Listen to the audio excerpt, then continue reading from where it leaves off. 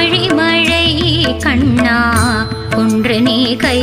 கரவேல் ஆழியுள் பூக்கு முகந்து கொடா தேரி ஊழி முதல்வன் உருவம் போல் மெய் கருத்து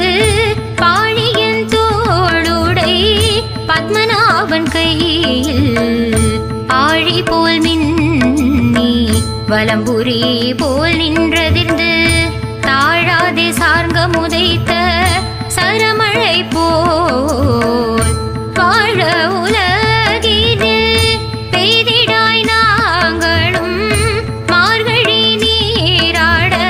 மகிழ்ந்தேலோரெம்பாவாய்.